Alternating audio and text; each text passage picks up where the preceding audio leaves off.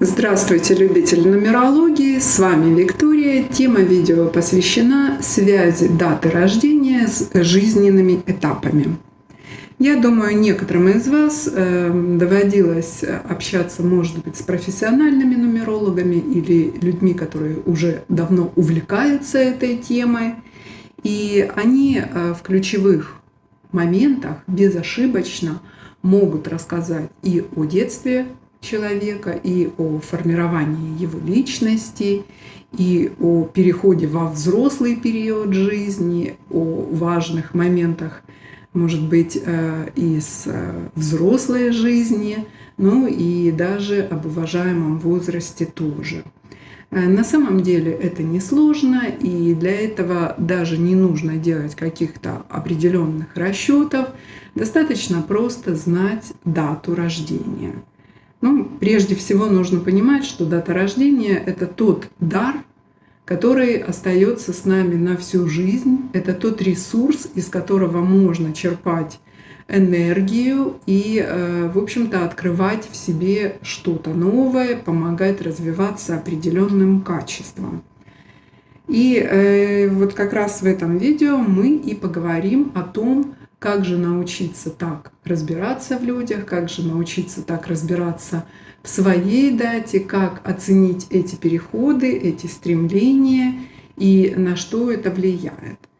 Вообще нужно понимать, что числа в дате нашего рождения, в общем-то, влияют и на наше поведение в социуме, в личных отношениях, влияет на выбор деятельности, на выбор людей, с которыми мы идем по жизни, на отношение к финансам, к недвижимости, вообще на мировоззрении и на массе других параметрах от самых таких крупных областей жизни до каких-то узких моментов. Прежде всего, давайте определимся. Дата рождения, записанная привычным для нас способом в виде числа, месяца и года, состоит из 3 параметров. Жизнь тоже делится на 3 крупных этапа. И каждый этап, конечно, имеет массу своих более мелких этапов, имеет свою закономерность, цикличность, но тем не менее, если мы берем жизнь в глобальном понимании, то она делится на 3 этапа. И вот сейчас мы как раз рассмотрим эти 3 этапа и как они связаны с датой рождения. Прежде чем перейти к этому рассмотрению, я хочу обратить ваше внимание, что дата рождения полностью, она влияет на всю жизнь в целом. Да? Просто вот в определенный отрезок времени один из параметров влияет с большей силой. То есть эта энергия более значима, более доминирующая, а остальные, скорее играют вспомогательную роль. Итак, давайте определимся с этапами жизни. Первый этап жизни – этап формирования личности. В среднем длится он от даты рождения до 28 лет. Но 28 – это весьма условное число. И, соответственно, здесь допустима погрешность плюс-минус 5 лет. Соответственно, у кого-то формирование заканчивается в 23 года, а у кого-то в 33. Но наиболее часто это все-таки возраст, диапазон 27-30 лет. Итак, в этот период жизни больше всего энергия числа месяца рождения оказывает влияние на человека. В нашем случае это число 5. Если вы родились в октябре, ноябре или декабре, и у вас получается двухзначное число, то вам просто нужно его представить в виде однозначного числа. Таким образом, у вас получается для октября единица, для ноября двойка, для декабря тройка. Далее, следующий параметр – это дата рождения. Она больше всего влияет и более значима именно в продуктивный период жизни. Период этот длится условно с 28 до 56 лет. Но мы помним, что погрешности возможны как в начальной дате, так и в конечной дате.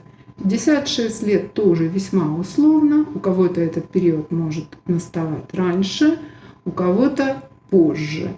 Но вот этот средний период жизни, когда мы находимся на пике наших возможностей, когда мы наиболее нацелены на результат, наиболее социально активны, наиболее активны в личной жизни, наиболее трудоспособны, деятельны. Вот этот период жизни, вот здесь вот самое-самое яркое все-таки это число нашего рождения.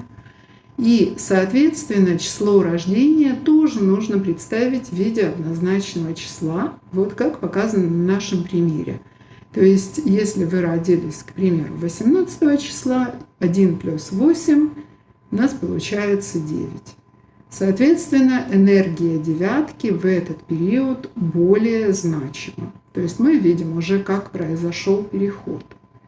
Ну и третий период, итоговый, я бы так сказала, период подведения итогов. Все, что мы наработали материально, ментально, все пожинания плодов наших поступков, наших мыслей, наших действий, наших каких-то вот все, что было, да, оно ближе уже к 60 годам, и до конца жизни энергия влияет на нас, и связана она с годом нашего рождения. Год рождения также нужно представить в виде однозначного числа. Поэтому вот мы видим в нашем примере, как менялась жизнь человека и как переходил и переходит из этапа в этап, да, какие перемены уже подстерегает этого человека. Далее, что я хотела сказать? Как оценивать результат? Прежде всего, я хочу обратить ваше внимание, что нет плохого или хорошего результата. Абсолютно весь результат, какой бы он ни был, это ваш индивидуальный результат, и он хороший в любом случае. Каждое число в себе несет очень мощную энергию, которая имеет как позитивное влияние и, скажем, имеет некую теневую сторону, наделяет нас какими-то недостатками, может быть, какими-то слабостями. А от того, какую сторону этого числа выбираем мы, или какая среда на нас влияет, или какие-то другие факторы, ну, это уже индивидуально у каждого происходит. Да? Далее, что я еще хотела сказать, что каждый возраст, каждый этап жизни, он также накладывает свою призму на полученный результат. Например, та же пятерка. В период формирования личности и, допустим, в продуктивный период это совершенно две разные и шкалы ответственности, и шкалы возможностей, и сферы влияния и так далее. Да? То есть вот здесь нужно понимать, что число, полученный результат, он растет на протяжении всей жизни и, соответственно, преобразуется тоже. Ну и давайте поговорим все-таки немного о результатах. Подробно мы разбирать не будем, потому что это достаточно глобальная тема. И, как мы выяснили, 9 чисел, 3 периода жизни, позитив, негатив. Это как бы лишь те немалые фрагменты, да, которые нужно хорошо осветить. Но тем не менее, давайте посмотрим. Важный параметр. Прежде всего, хорошо посмотреть, что у вас получилось. Четные или нечетные числа. Здесь правила действуют одинаково для четных чисел и для нечетных. Четные – это порядок, да? Это когда человек символизирует собой вот эта вот энергия четного числа, что человек должен вписываться в какие-то правила, в какие-то рамки. Это достаточно материальный мир, это достаточно плановая такая запланированная жизнь. Он может действовать, расширять эти границы, каким-то образом их немного менять. Но тем не менее, это люди, которые всегда будут оборачиваться на то, что существуют нормы в обществе, нормы закона, что существуют другие люди, на которых нужно обращать внимание. Да? Как правило, эти люди решают конфликты, которые приходят извне к ним, и, в общем-то, решают они их либо внутри себя, либо внутри какой-то небольшой ячейки, группы. Они могут стать руководителями, допустим, в плодотворном периоде, но это будет небольшая ячейка. Да? Или может быть, вот, знаете, какая-то структурная организация. То есть вот здесь вот важно понимать это влияние энергии. Также нужно понимать, что этот период более подходит интровертам или заставляет быть таковым человеку. То есть не демонстрировать свои истинные чувства, эмоции, а все-таки следовать вот этому миру, да, миру правил, миру каких-то установок, планов, традиций и так далее. Нечетные числа – это полная противоположность. И здесь нужно понимать, что это люди, прежде всего, те, которые стремятся показать себя миру. Те, которые, в общем-то, пытаются изменить мир, пытаются его подстроить под себя. Это импульс, это экстраверты, это те, которые, в общем-то, готовы вступать в конфликты, обострять эти конфликты и, в общем-то, более ярко идут по жизни. Да? То есть для них правила — это скорее вызов, для них нормы — это скорее скука. И вот эта вот энергия, даже если она не соответствует их темпераменту, все равно вынуждает вести более активный образ жизни. Далее, что я еще хотела сказать. Каждый числовой ряд, четный и нечетный, идет по нарастающей. Да? Но вот четные числа 2, 4, 6, 8. Чем выше число, тем сильнее проявляются действия вот этого параметра расширения числа. Ну, давайте попробуем о каждом числе сказать немного. Двоечка – это, скорее всего, очень эмоциональные люди, очень дипломатичные, ориентированные на человека, который рядом с ними, жертвенные. Поэтому детям двойкам очень сложно, если нет, допустим, брата, сестры, близкого по возрасту. Да? Если большая разница в возрасте, им уже тяжело. Такие требуют много внимания. Но это как пример. В продуктивный период очень важно, эти люди не могут быть одни. Им обязательно нужен спутник жизни или дружба вот такая вот неразлучная. Да? Вот, они всегда в этом нуждаются. Четверка – это хорошие семьянины, это стабильные люди, которые ориентированы на материальный мир. Они могут быть и руководителями, и, в общем-то, возглавлять какие-то сообщества по интересам. И, в общем-то, ориентированы больше даже на коллектив и на какие-то вот правила, нормы. То есть, когда им важно уже мнение не одного человека, а они выстраивают свою линию поведения в группе людей. 6 и 8 – это, в принципе, немного похожи между собой, но 6, наверное, это самое благоприятное. Это когда человека не тяготит его положение, не тяготят какие-либо рамки. Это, в принципе, гармония. это, в принципе, принятие того, что есть у тебя. Ну, вообще, на мой взгляд, это самое гармоничное число. И здесь я могу сказать, что конфликтов у этих людей практически нет. Они очень любят людей другой культуры, других, может быть, как других интересов, принимают это с удовольствием. В общем, это дипломаты от Бога, если так можно сказать. Да? И вот чем шире их круг общения, тем, в принципе, им лучше.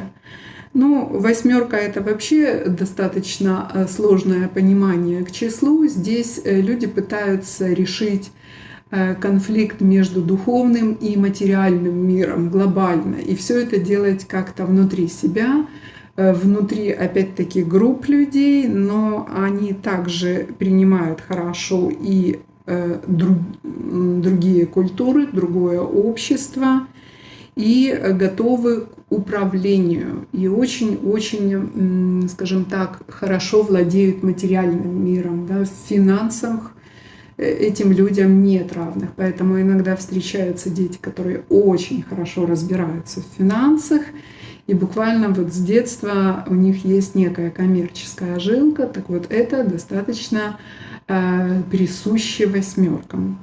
То, что касается нечетных чисел, здесь у нас тоже получается длинный ряд 1, 3, 5, 7, 9, и мы понимаем, что от единицы до 9 происходит некая эволюция, некий рост. Ну и сейчас поговорим о каждом числе буквально пару слов. Единица — это мои желания, мои возможности. И, как правило, здесь человек может уйти как в лень, а может уйти как в какую-то деятельность и начинание. Да? Это вот как, знаете, зажигалка. Вот сегодня хочу, а почему хочу, не знаю, что будет дальше, не знаю, но я хочу. Да? Даже нет «я могу», «я хочу». Это импульс. Тройка — это люди, которые хотят заявить о себе, показать себя миру, и поэтому для них важно все, и как они выглядят, и как их принимают в обществе, и что о них думают.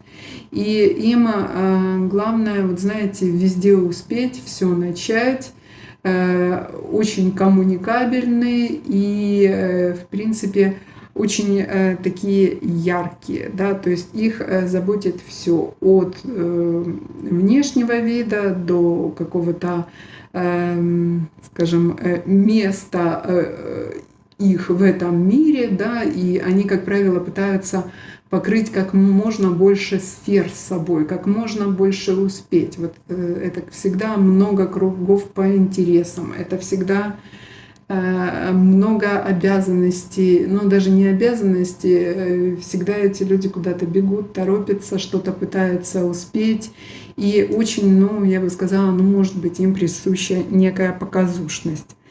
Пятерка — это дух авантюризма, это революционеры, это инженеры жизни, это путешественники и вообще очень интересные личности. Материальная сторона мира их мало вообще интересует. Для них главное новые эмоции, главное движение.